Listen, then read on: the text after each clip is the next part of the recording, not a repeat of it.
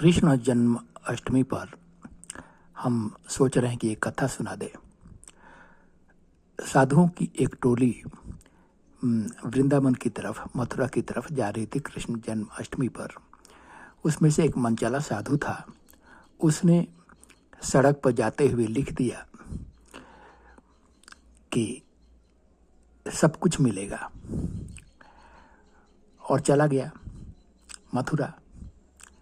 वो टोली चली गई, पीछे से दूसरी टोली आ रही थी। उसने पढ़ा, अरे साधुओं की टोली में उसमें भी एक मन चला था। उसने कहा, अरे किसने लिख दिया है सब कुछ मिलेगा। उसने कहा, ऐसे थोड़े ही मिलेगा। उसने भी लिख दिया, सब कुछ मिलेगा के आगे लिख दिया, परंतु लगे रहने पर। अब वो भी चले गए, वो भी टोली चली गई। तीसरी टोली पीछे से आ रही थी मथुरा वृंदावन जाने के लिए। उसमें भी एक मन चला था। उसने पढ़ा, अरे किसने लिख दिया सब कुछ मिलेगा परंतु लगे रहने पर। तो उसने कहा कि इसको आजमाया जाएगा। अब वो अपना कमंडल लेकर निकल गया। आजमाने पर जो भी मिले उससे कहता सब कुछ मिलेगा लगे रहने पर। जाते जाते एक किसी राज में चला गया, दूसरे राज में। वहाँ पे रानी की स्वयंवर हो रही थी। वो बोली कि भाई हमारे पास एक लाल है, जो लाल देगा उससे शादी करेंगे। वहाँ पे राजाओं की भीड़ लगी थी। अब उधर से ही वो मनचला साधु निकल रहा था, ये कहते हुए कि सब कुछ मिलेगा लगे रहने पर। जाकर वो भी लाइन में खड़ा हो गया। राजाओं ने बोला, अरे तुम किस लिए आए हो, तुम्हारे पास लाल कहाँ से आएगा, हम तो राजे महाराजे हैं, तुम शादी करके क्या करोगे। तो मनचला साधु बोला कि तुम्हें उसे क्या मतलब, सब कुछ मिलेगा लगे रहने पर, हम भी लाइन में लगे रहेंगे, हमें भी रानी देखेगी। सभी राजाओं के पास उस लाल का जोड़ा लगाने के लिए रानी की लड़की ने बोला, पर ऐसा हुआ नहीं। उस लाल का जोड़ा नहीं कोई लगा पाया। अंत में साधु का नंबर आया।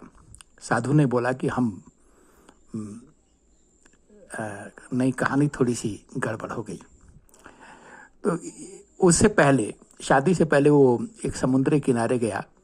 हाँ, तो जोड़ा लगाएगा। तो साधु ने बोला कि आप हमें मौका दें एक, तो हम आपको लाल का जोड़ा लगा देंगे। रानी ने बोला कि ठीक है, मौका दिया जाता है। कितने दिन, बोला कि भाई थोड़े दिन लगेंगे। अब वो कमंडल लेकर गया तो समुद्र के किनारे, और समुद्र का पानी फेंकने लगा। बोला कि मैं समुद्र को सुखा दूंगा। 3 दिन 4 दिन बीत गए, भूख से छटपटा के गिरने ही वाला था। समुद्र महाराज ने कहा कि अगर ये साधु मर गया तो हमारा समुद्र सचमुच में सूख जाएगा, और मैं जो है इसको बचाना चाहिए। समुद्र महाराज निकल कर आए, बोले कि ए साधु तो ये क्या कर रहा है, नहीं सब कुछ मिलेगा लगे रहने पर, हम समुद्र को सुखा रहे हैं, सुखा कर ही रहेंगे। समुद्र ने बोला कि अच्छा किस लिए सुखाओगे, वो चीज़ तुम्हें मिल जाएगा तो छोड़ दोगे। बोला कि हाँ, तो क्या चाहिए। उसने बोला कि भाई हमें एक लाल चाहिए जो उस रानी के पास है। तो समुद्र महाराज ने कहा कि ठीक है, लाल मिल जाएगा।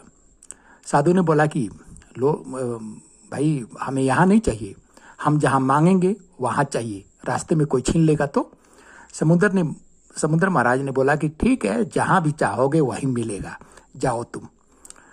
वो कमंडल लेके दौड़ा गया और रानी से बोला, वहाँ के लोगों से बोला कि हम लाल लेकर आए हैं, रानी को बोलो। रानी की लड़की ने बुलवाया, बोला कहाँ है लाल। बोला कि आंगन लिपवाओ। आंगन लिपवा करके उस पर पूजा करने बैठा, और वहाँ पे समुद्र महाराज को सुमिरा और कहा कि समुद्र महाराज, यहाँ हमें लालों की बारिश कर दो। इधर से आसमान में एक बदली उठी और रानी के आंगन में लालों की बारिश हो गई। रानी की लड़की ने बोला कि अरे हम तो एक लाल मांगे थे, यहाँ तो हजारों लाल दे दिया। तो रानी की लड़की तो शर्त हार चुकी थी। उसने बोला कि ठीक है, शादी करेंगे हम। बोला ठीक है, पंडित जी बुलवाओ। वो साधु ने बोला पंडित जी बुलवाओ। पंडित जी आ गए। सब मंडप वंडप सजा दिया गया शादी का। तो साधु ने बोला कि ऐ लड़की, तुम मुझसे शादी करेगी, पता नहीं तेरे मन में क्या है, तेरे मन को शुद्धिकरण करना पड़ेगा। तो क्या तुम किसी राजा से कभी प्यार करती थी? कभी तुम्हारे मन में किसी राजा के लड़के के प्रति लगाव हुआ? तो तुम बता दो, हम उसका शुद्धिकरण करके और तब शादी करेंगे। रानी ने कुछ नहीं समझा, उसने बता दिया कि हाँ, एक राजा से मैं मोहब्बत करती हूँ। साधु ने पूछा कौन सा राजा है? बोला कि फला राजा है, उसको बुलवाया जाए। साधु ने बोला उसको बुलवाया जाए, शुद्धिकरण करेंगे, यानी कि पहले तलाक और विछोप कराएंगे, तब हम शादी करेंगे। ठीक है। रानी की लड़की ने रानी से बोला, रानी ने राजा से बोला, और उस राजा को बुलवाया गया, मंत्री भेज करके, सेनापति भेज करके, दूत भेज करके बुलवाया गया।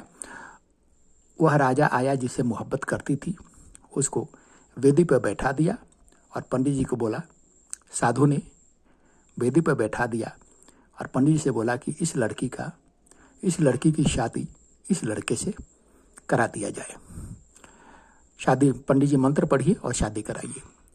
तो सभी राजे महाराज सभी हैरान हो गए, रानी भी हैरान हो गई। नहीं साधु महाराज, शर्त तो आप जीते हो, आपके साथ शादी होगी। बोला कि नहीं, शादी के लिए मैं थोड़े ही यहाँ आया था, ये तो किसी ने लिख दिया था कि सब कुछ मिलेगा, पर लगे रहने पर उसको आजमाने के लिए आया था। हमारा मकसद शादी करना नहीं, और हमने आजमा लिया कि वाकई ये सत्य बात है कि सब कुछ मिलेगा लगे रहने पर।